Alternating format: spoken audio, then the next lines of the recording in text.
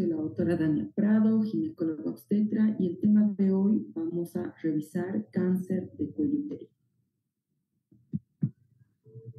Bien, a manera de definición, debemos decir que el cáncer de cuello uterino no es nada más que aquella mutación celular de la unión escamocolumnar en el epitelio del cuello uterino, que se va a iniciar o se va a manifestar principalmente por lesiones precursoras que se deben a un virus. Este virus se conoce como el papiloma virus humano. Debemos decir que este virus prácticamente es una partícula química de ADN de doble cadena sin envoltura y pertenece a la familia Papoviridae. Y es por esto que la incidencia que se presenta de esta patología es a nivel mundial. Por lo tanto, según los datos de la Organización Mundial de la Salud, debemos decir que la incidencia mundial anual es de 5.777 casos por cada 100.000 mujeres. Y el índice de mortalidad anual es de 273. Sin embargo, en nuestro país, en Bolivia, debemos decir que las mujeres prácticamente en un 13.9% de ellas se presentan con muerte por cáncer de cervix uterino y un 11% de cáncer de mama. El 80% de los casos corresponden a los países en vías de desarrollo.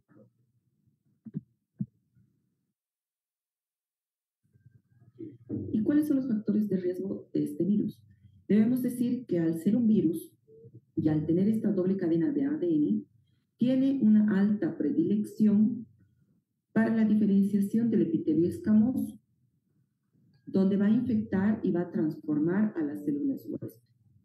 Y es por esto que este virus va a provocar que existan más de 125 genotipos diferentes de papilomavirus humano.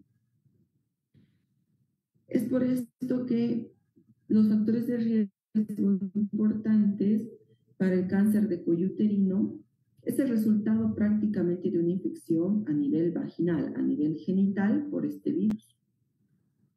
Este se transmite vía sexual o por contacto sexual. Y los factores de riesgo para esta patología, pues, es el inicio temprano de relaciones sexuales, tener múltiples parejas sexuales, la multiparidad,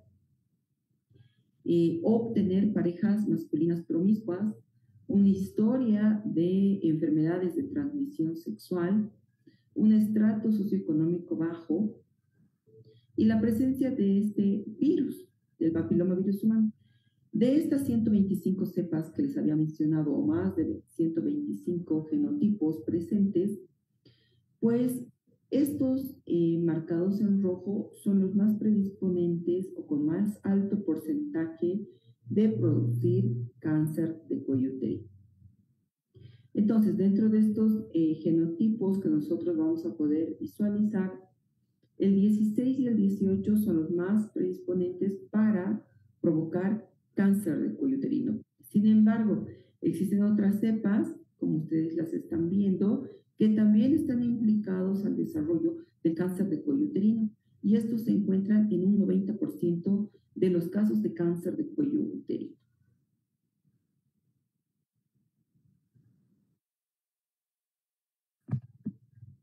Y es por esto que por su riesgo oncogénico, por su alto riesgo o potencialidad de este virus, pues se lo clasifica en bajo riesgo, riesgo medio y alto riesgo en diferentes cepas o genotipos presentes. Entre las que se encuentran de bajo riesgo oncogénico se encuentran el genotipo número 6, 11, 41, 42, 43 y 44. Los de riesgo medio, 31, 33, 35, 39, 51 y 52. Pero los de alto riesgo, como hace un momento habíamos mencionado, son las cepas 16 y 18, sobre todo, también la 45 y 56. Sin embargo, el virus 16 o el genotipo 16 tiene un 60% de porcentaje para provocar cáncer de cuello uterino. Y la 18 mayor a un 20% para provocar el cáncer de cuello uterino. Sin embargo, este virus, al ser tan dañino, al tener una replicación tan importante a nivel celular, pues no solamente va, y al tener esta predilección por el epitelio escamoso, va a provocar no solamente la infección a nivel del cuello uterino, sino también puede provocar distintas lesiones a nivel orofaringio y a nivel laringio. Entonces, por esto que es la importancia de conocer estas cepas, a este virus y la patología principal del cáncer de cuello uterino para poder prevenir esta patología a futuro. Conozcamos un poco sobre la historia natural de la enfermedad. Ya habíamos dicho que el virus del papiloma humano es una partícula química de doble cadena de ADN sin envoltura, que tiene una alta predilección por el epitelio escamoso, en el cual va a infectar y va a transformar a las células del hueso. Estas alteraciones celulares van a estar relacionadas con el papiloma virus, que se van a concentrar prácticamente en la región escamo-columnar del ectocervix, haciendo este lugar ideal para la región de muestreo de diagnóstico.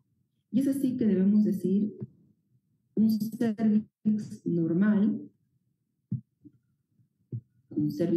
expuesto, ¿no?, al papilomavirus humano va a provocar una infección por el papilomavirus humano.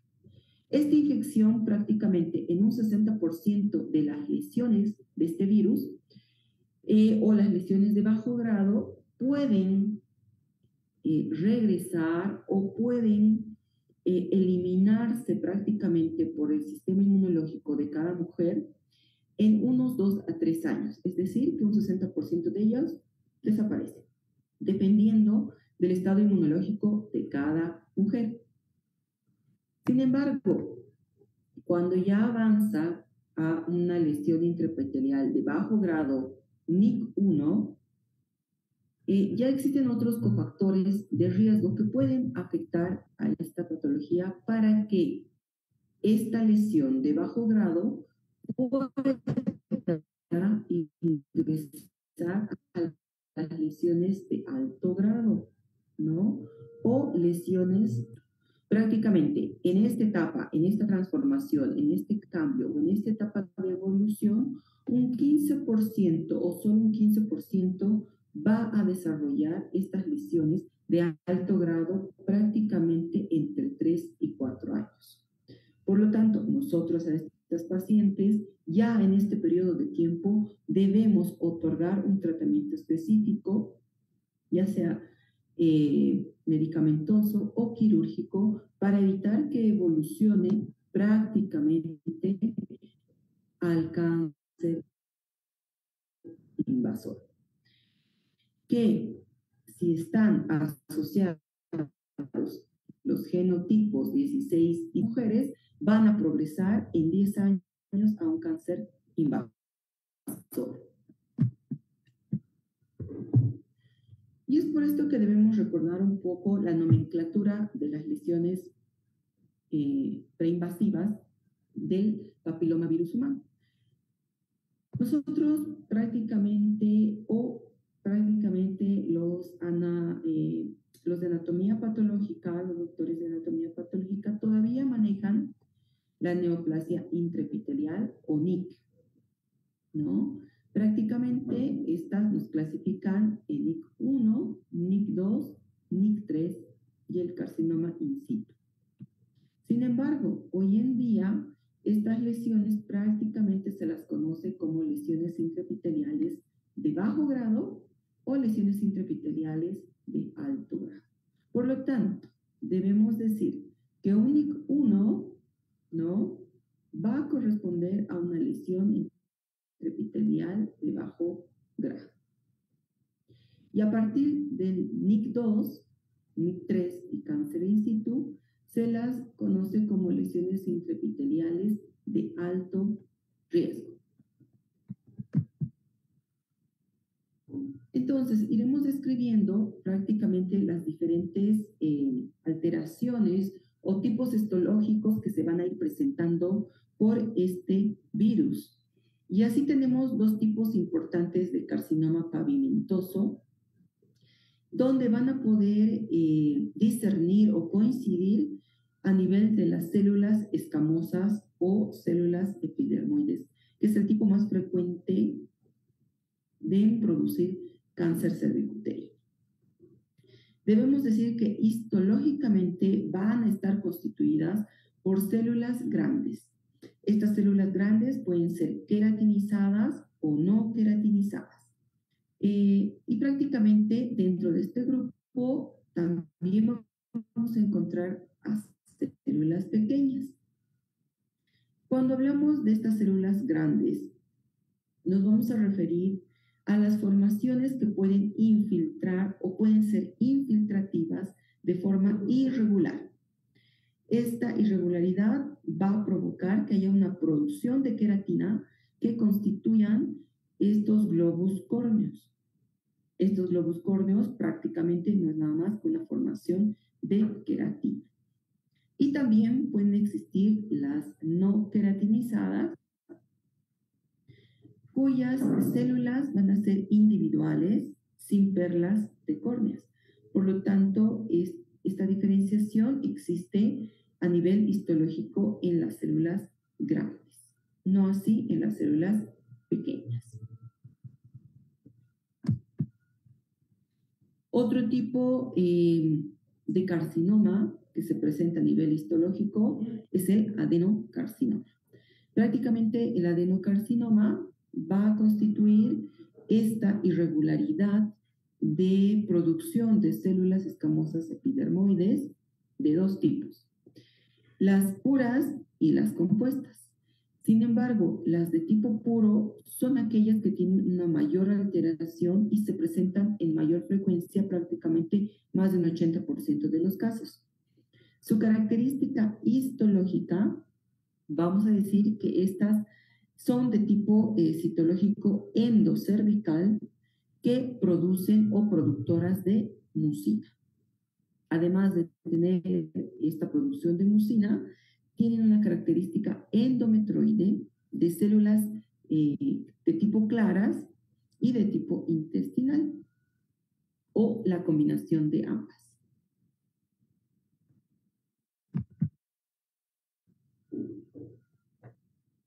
El adenocarcinoma papilar vello glandular es otro tipo de carcinoma a nivel histológico, en el cual es importante mencionar que esta entidad prácticamente es bastante rara. Menos de un 15% se presentan en los estudios o cortes o la citología que nosotros vayamos a enviar, cuyo crecimiento de este adenocarcinoma es de tipo exofítico, una arquitectura papilar de crecimiento exofítico, y se asocia a carcinoma in situ. Normalmente logran asociarse a un carcinoma in situ. Afecta prácticamente a mujeres jóvenes entre los 35 y 45 años de edad, prácticamente jóvenes, y estas se caracterizan porque no se diseminan, es decir, no hay una metástasis ni ganglionar ni a distancia. Entonces, por eso que se la cataloga como una entidad bastante rara. El carcinoma de células vítreas. El carcinoma de células vítreas prácticamente es bastante infrecuente, en menos de un 1% de los casos estudiados en el cual se puedan presentar. Su origen es a partir de un adenocarcinoma preexistente. Esto es importante mencionarlo y conocerlo, ya que debe existir este tipo de adenocarcinoma. Normalmente carcinoma presentan metaplasia de stem cells, es decir, de estas células escamosas preexistentes para que puedan desarrollarse. Su característica es muy invasiva, por lo tanto, esta característica invasiva o esta capacidad invasiva que tienen estas células provocan un mal pronóstico para la paciente. Por lo tanto, este tipo de carcinoma se torna resistente a la radioterapia y a la quimioterapia. Por lo tanto, la edad de sobrevida es menor a 5 años en este tipo de carcinoma de células vítreas. Y es por esto que es muy importante realizar la estadificación según la Federación Internacional de Ginecólogos y Obstetras, en el cual se da esta clasificación en estadiaje desde el estadio 1 al estadio 4. Es importante el reconocimiento de esta estadificación, ya que prácticamente si nosotros vamos a realizar un estudio y se encuentra limitado prácticamente solo al cuello o al cervix, este se va a subdividir en estadio 1A, prácticamente, que es un carcinoma preclínico y solo puede ser diagnosticado bajo biopsia. El estadio 1A1, donde la invasión estromal va a ser menor a 3 milímetros y superficial menor a 7 milímetros. El estadio 1A2 es una invasión estromal entre 3 y 5 milímetros y superficial de 7 milímetros. El estadio 1B prácticamente son las lesiones que van a estar inducidas hacia el estadio 1A. Entonces, hablemos del estadio 2. El estadio 2 prácticamente va a sobrepasar el cervix sin llegar a la pared pélvica o al extendido hacia la vagina sin llegar al tercio medio. En este grupo vamos a encontrar el estadio 2A, que no afecta a los parametrios, y el estadio 2B, donde ya hay una afección de parametrios. Prácticamente hasta este estadiaje existe una tasa moderada hasta de un 50 a un 60% de los casos, los cuales con una buena terapéutica, tanto quimioterápica, radioterápica y quirúrgica, podrían tener una recuperación bastante óptima hasta de un 50 a un 60% todavía. Sin embargo, aquellos estadiajes que van avanzando a partir del estadio 3, que es el cual llega a la pared pélvica, al tercio inferior de la vagina, puede ya cursar con temas de hidronefrosis o una anulación funcional del riñón. Prácticamente ya tienen una sobrevida menor a los 5 años. En este grupo tenemos el estadio 3A, que simplemente se extiende hasta el tercio inferior de la vagina, y el 3B, que la extensión es hasta la pared pélvica. El estadio 4, que sobrepasa la pelvis, afecta a la mucosa de la vejiga y el recto, y se subdivide en estadio 4A y 4B. El 4A, que ya se extiende a órganos adyacentes como la vejiga y el recto, y el 4B, que ya da metástasis a distancia. ¿Cuál es la clínica que normalmente presenta esta patología? En estadios iniciales, prácticamente estadios 1A, 1B, hasta el 2 inclusive, muchas de las pacientes son asintomáticas o presentan algún síntoma muy leve, muy corto, muy espaciado, que prácticamente pues no lo atribuyen a algo anormal las pacientes, como ser una metrorragia, que es nada más un sangrado esporádico fuera de la menstruación. Muchas de ellas pueden presentar dispareunia o un flujo tipo sanguinolento, ligeramente fétido, que este puede ser esporádico, escaso en los primeros estadios, sobre todo si hablamos de estadios 1A, 1B, 2A. Ya cuando el estadio es mayor, el estadiaje es mayor, pues prácticamente el sangrado vaginal va a ser anormal, va a ser siempre poscoital, ¿no? La paciente o la mujer prácticamente presenta dolor pélvico, dispareunia, disuria, hematuria, rectorragia, estreñimiento, puede presentar leucorreas. Estas leucorreas prácticamente son sanguinolento, fétidas, malolientes, y le asemejan al agua de un lavado de carne, por ejemplo, ¿no? Estas pacientes prácticamente ya en estadios avanzados, eh, esta lesión pues va a extenderse a lo largo de las superficies epiteliales, como ustedes pueden ver, a nivel glandular, hacia cavidad endometrial, al epitelio vaginal, hacia la pared pélvica, pueden invadir vejiga, recto, y es por esto que muchas de las pacientes ya presentan lesiones de tipo hidronefrosis con insuficiencia renal.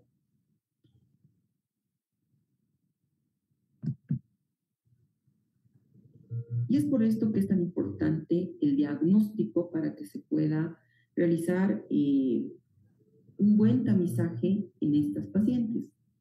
¿Qué es lo más importante? Pues la anamnesis. En la anamnesis, por favor, tengan la confianza en preguntar número de parejas sexuales a lo largo de su vida, el inicio de la edad del contacto sexual, ya que estas son, y bueno, la historia de enfermedades de transmisión sexual, que es lo más importante durante una anamnesis, para poder llevar a un siguiente paso, que es el examen físico. Como ustedes pueden ver, el examen físico prácticamente debe ser bimanual. Como ustedes están viendo en la imagen, nosotros debemos palpar el cuello uterino durante el tacto vaginal y hacer una medición con la otra mano libre a nivel de suprapúbica, realizando una presión en ambas para determinar el tamaño uterino. De esta forma nosotros vamos a poder determinar qué tipo de lesión podamos palpar a nivel del cervix, si estas lesiones tienen progresión, si es un cervix sólido, inmóvil, ¿no? Que pueda presentar ya la fetidez, la presencia del sangrado, el dolor intenso en la paciente. Hay que identificar los parametrios, es por eso que es tan importante no solamente el examen vaginal, sino también el tacto rectal para identificar si hay ya invasión del parámetro a nivel rectal. Esta exploración pélvica bimanual, pues sí, nos va a dar un gran dato para poder nosotros determinar el estadiaje de la lesión del cáncer cervical. Y por supuesto, exámenes complementarios, ¿no? Que nos podrán corroborar lo que nosotros estamos evaluando a nivel del examen bimanual. Como ustedes pueden ver, esta es otra gráfica donde muestra cómo debe realizarse el examen bimanual, cómo debe palparse el cervix, cómo se debe identificar el grado de lesión que pueda presentarse. Es a nivel cervical, ha invadido más allá del cervix, tenemos un cuello rígido, inmóvil, tenemos parametrios sólidos con masas aberrantes o tumoraciones aberrantes que nosotros podemos palpar, ¿no? Inclusive identificar si existe un cervix friable, muchas veces cuando ya están en estadios 3B, 4A, 4B, prácticamente el cervix es friable, es como la carne molida, por ejemplo, que no puede incluso invadir este epitelio, este tejido. Evidentemente va a haber un sangrado masivo, una fetidez intensa y sobre todo el dolor en la paciente. Pero es necesario no solamente indagar el parámetro vesical, que nosotros lo podemos identificar mediante el tacto vaginal, sino también mediante un tacto rectal poder identificar los parametrios rectales. Y como habíamos dicho, para eso tenemos también exámenes complementarios que son de mucha, mucha ayuda para determinar las lesiones premalignas. Para esto nosotros tenemos la citología o el Papa Nicolau, que ustedes bien lo conocen, que prácticamente debe realizarse con dos materiales.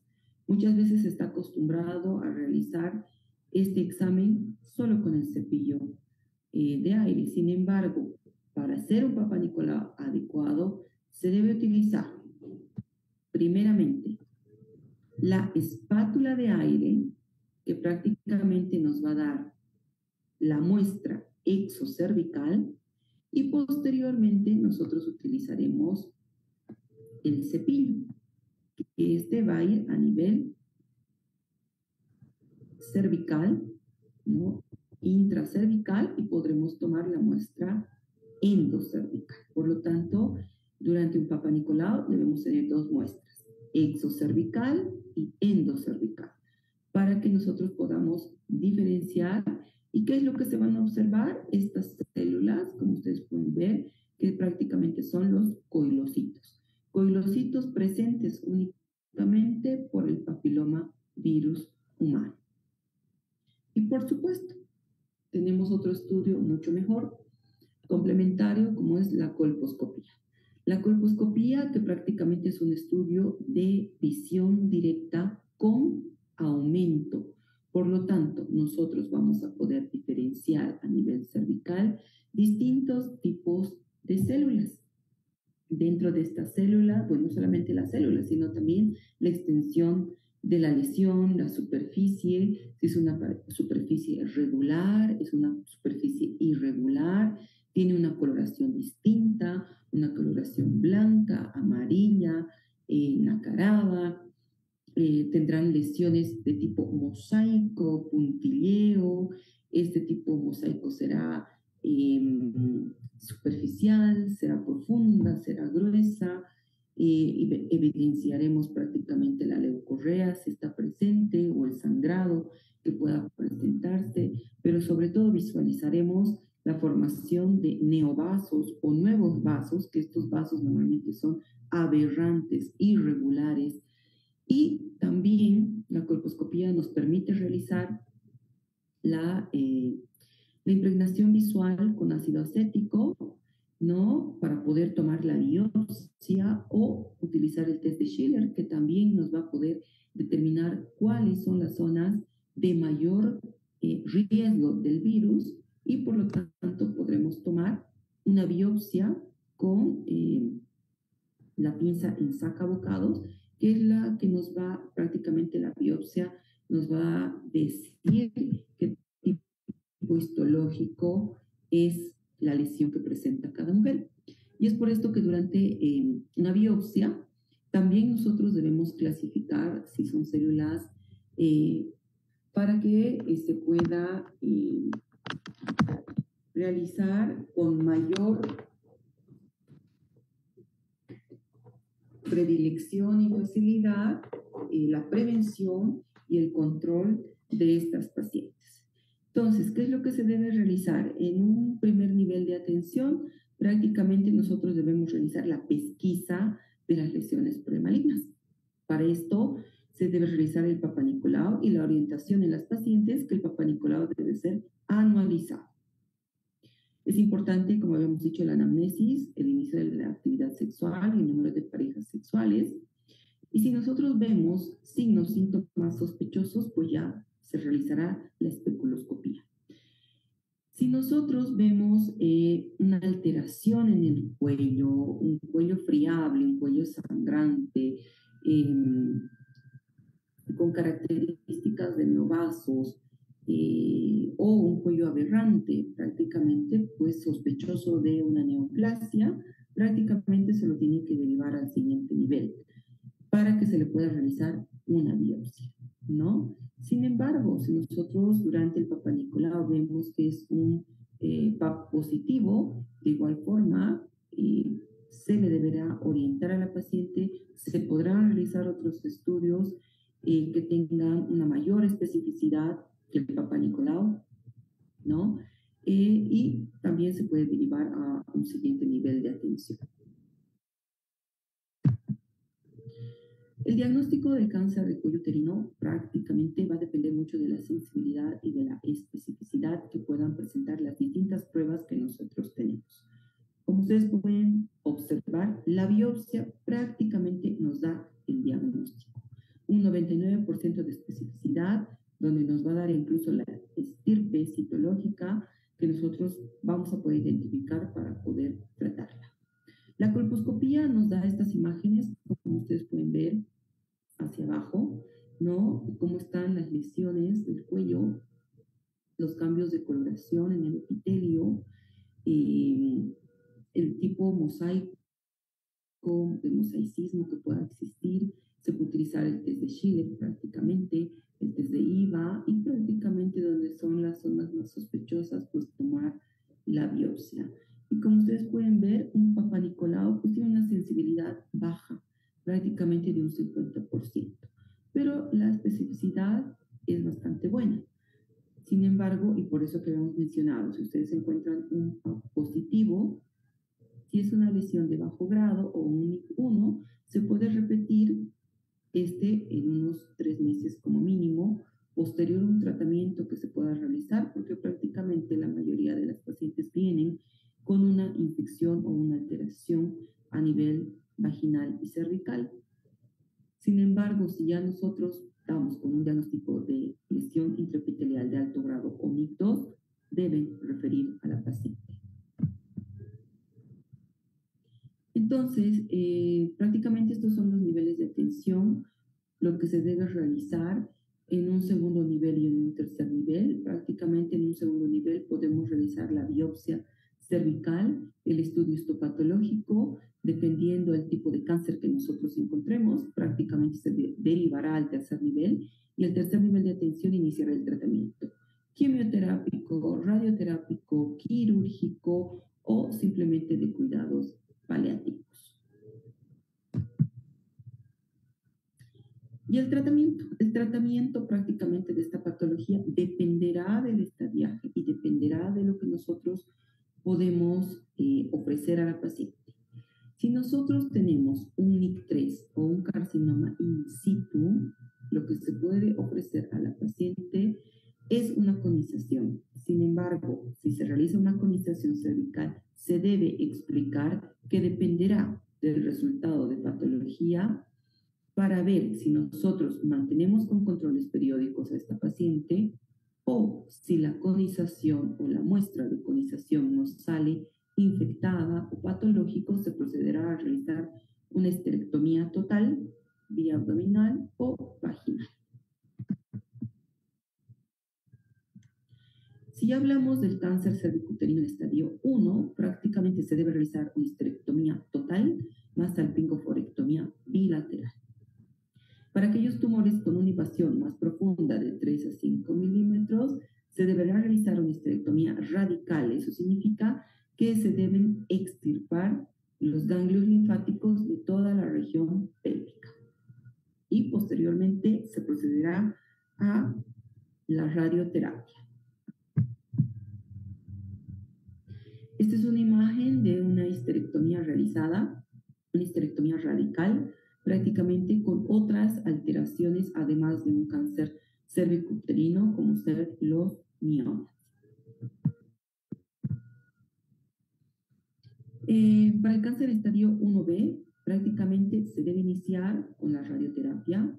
Una vez que la radioterapia nos muestre que la evolución de esta patología ha sido un tanto frenada, se procederá a realizar una histerectomía radical con disección ganglionar linfática. Posteriormente se deberá realizar nuevamente radioterapia y quimioterapia.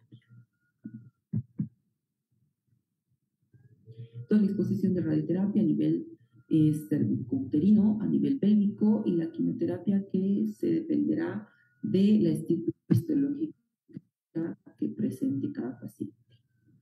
En una etapa 2, prácticamente se debe realizar radioterapia interna y externa, una histerectomía radical con disección ganglionar amplia y posteriormente retomar la radioterapia con quimioterapia.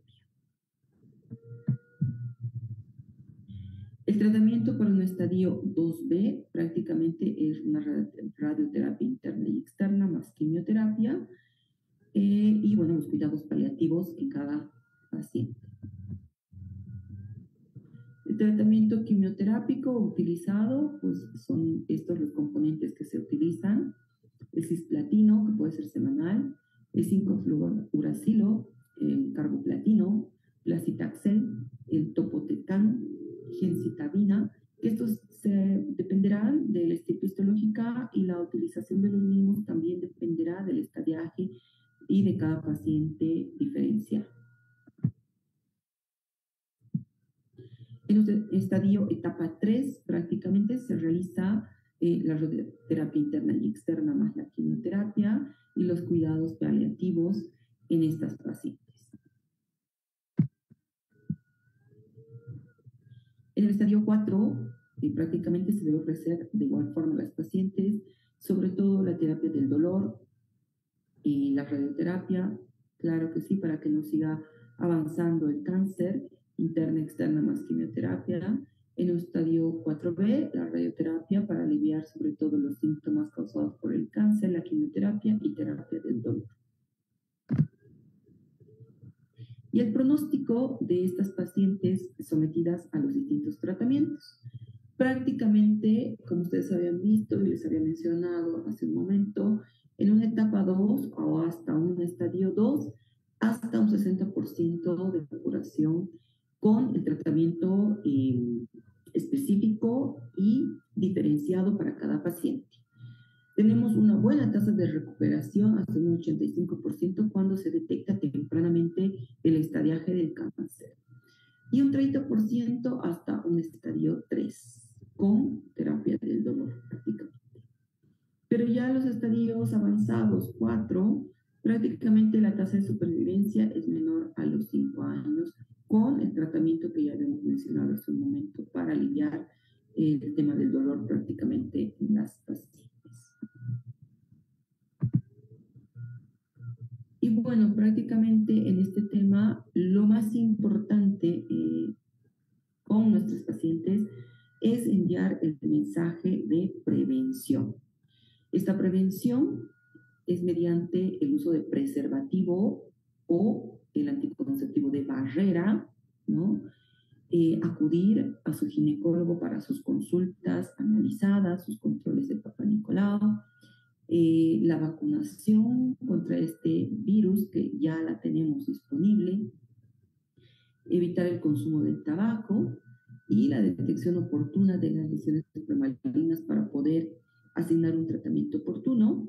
Y si ya estamos con una etapa avanzada de cáncer, de igual forma, tratar de identificar lo más pronto posible para tener un tratamiento óptimo y brindarle una mayor recuperación a cada una de las pacientes. Es importante orientar a nuestras pacientes para que puedan acudir a nuestros centros. Eso es todo en cuanto a este tema. Muchas gracias por su atención.